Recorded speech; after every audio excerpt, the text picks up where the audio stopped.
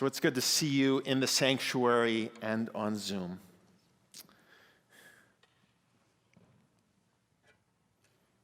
It's been quite a 2 years.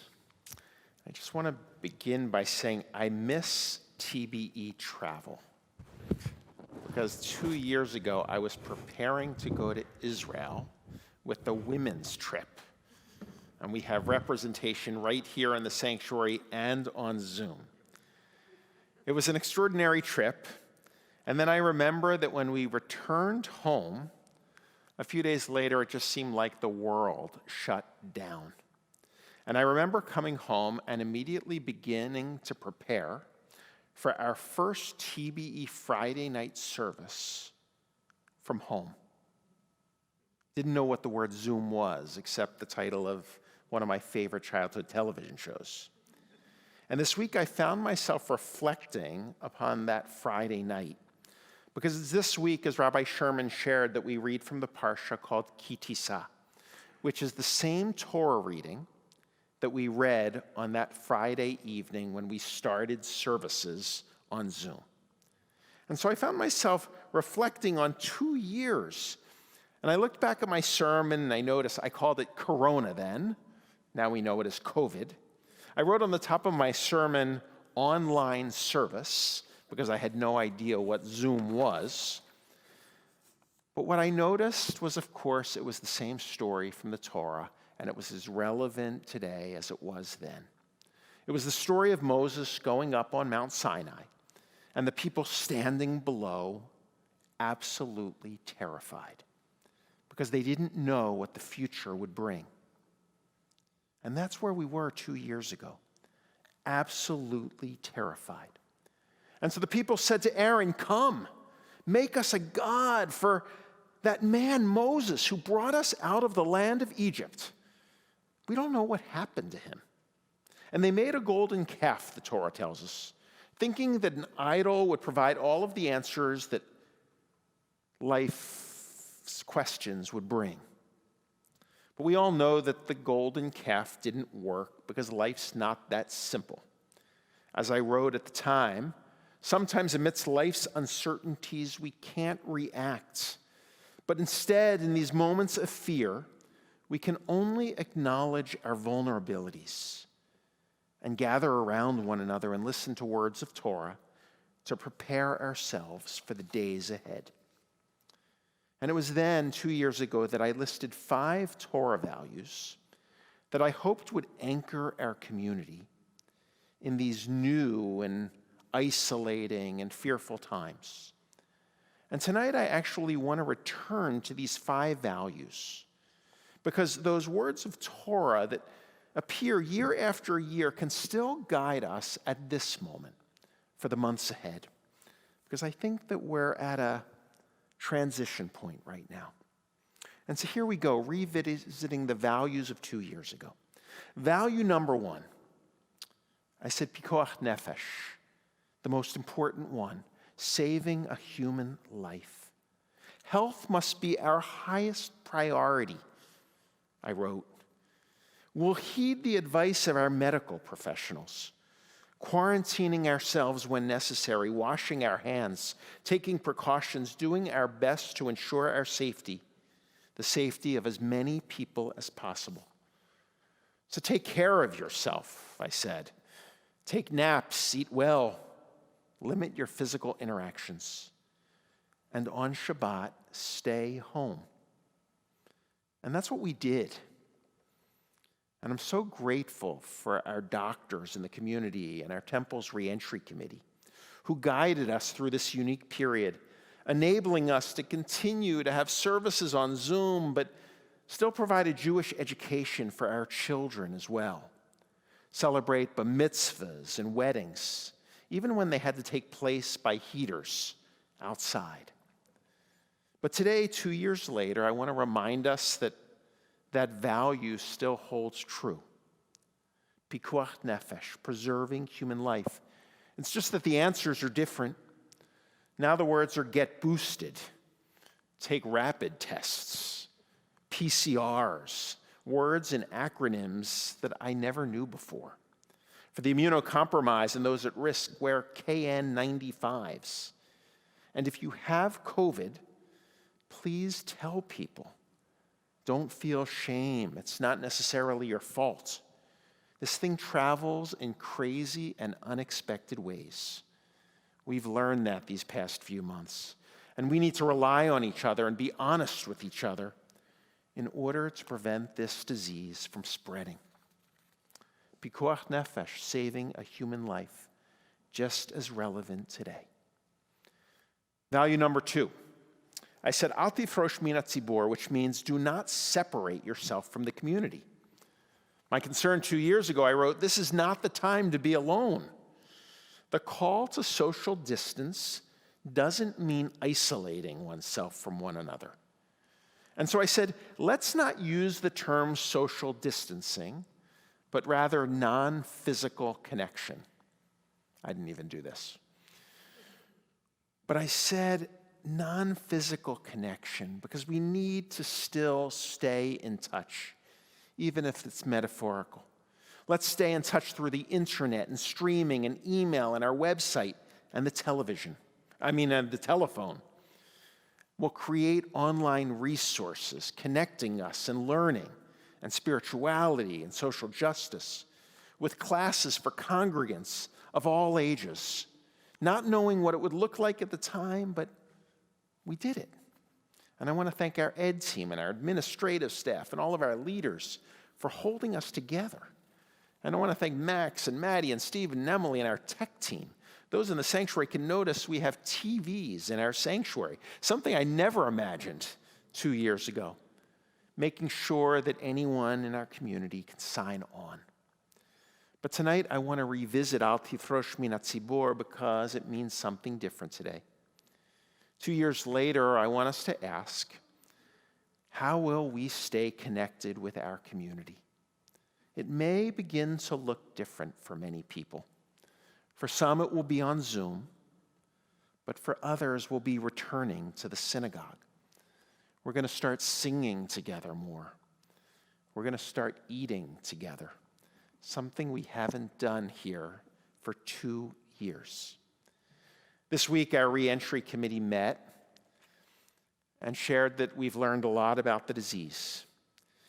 And they gave us the go-ahead to start to prepare ourselves for a return to our pre-pandemic practices. We're still working out how to do this, and information will follow. But I promise you this, we'll be just as careful as we were 2 years ago. But we want to find a way to return to our building safely.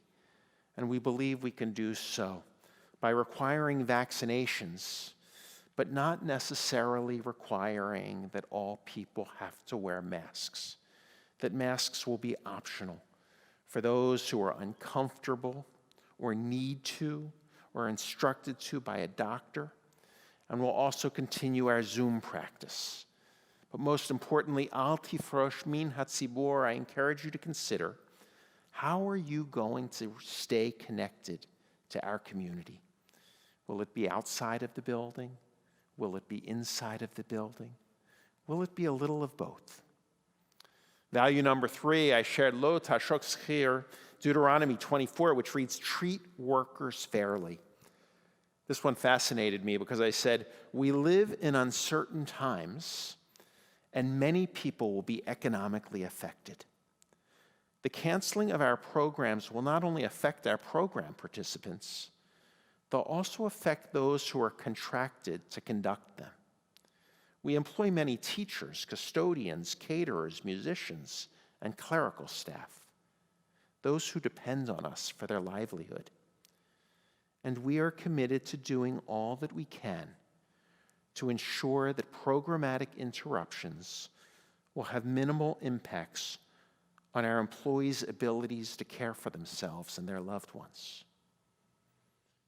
And I'm so glad that this too, we did. We paid all of our employees these past 2 years. And I want to thank our board and all who have supported our congregation philanthropically for taking such good care of our people.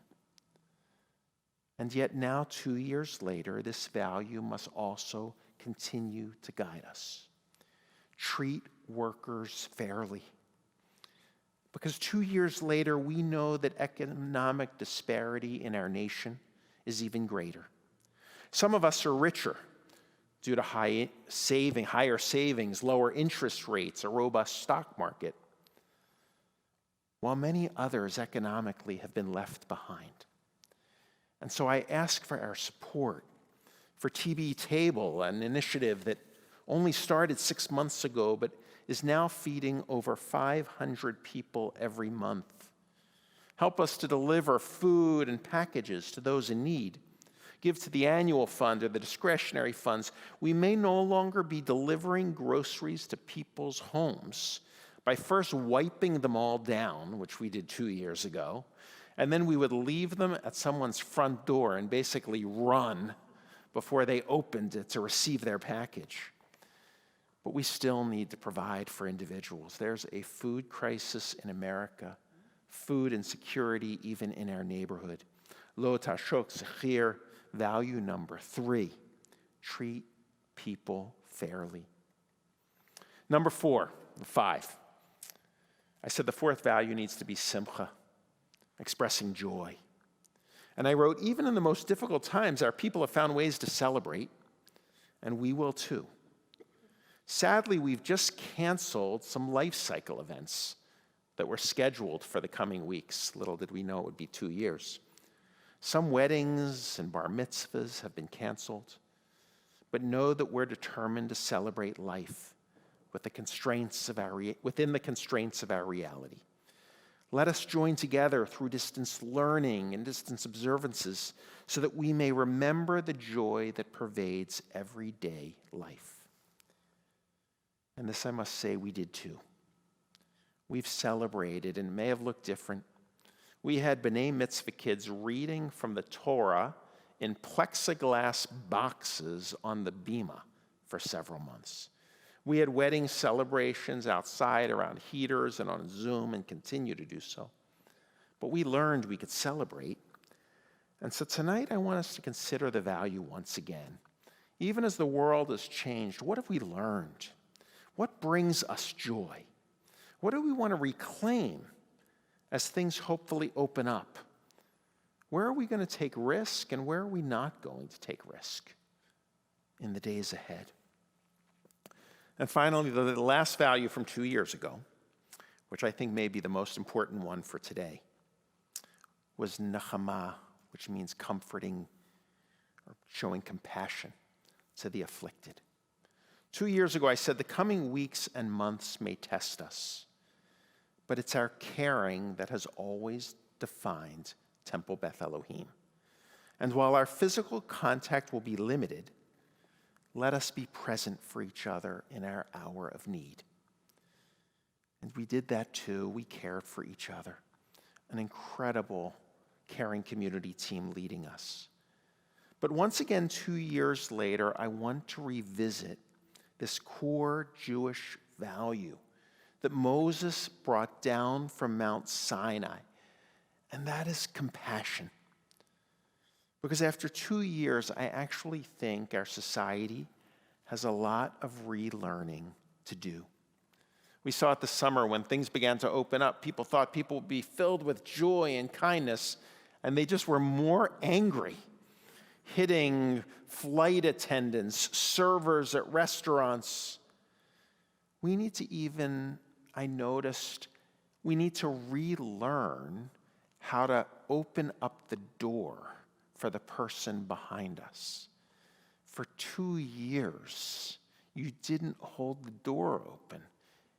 It meant you were getting too close to your neighbor. And now we need to relearn these basic things that hold us together. During these past 2 years in this congregation, I have seen whole families come apart, friendships torn asunder, largely over arguments about COVID and vaccines and masks.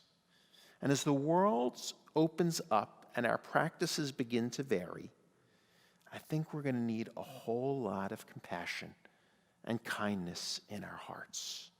We are all in different places. and we need to begin to walk together.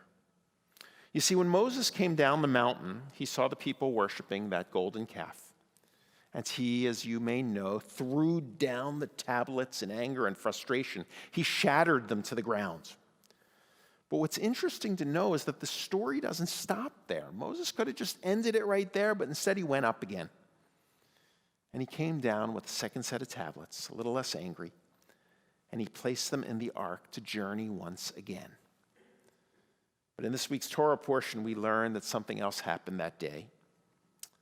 And that is that before the people journeyed, Moses actually picked up the broken shards of the first tablets and placed them alongside the second set in the ark as a reminder that sometimes people make mistakes. Sometimes they get angry out of fear or frustration. And we too need to carry the shards of these past 2 years. We need to learn from our mistakes and remember what our Torah teaches. And that is compassion. Compassion, compassion, compassion. Because after all, we all need love. We all want to be safe and healthy and free. And we know that together we can achieve a life of peace, of shalom. But we need to walk together and to remember what our Torah teaches. Because right now, I think we're ready to actually travel again. Shabbat shalom. Good Shabbos.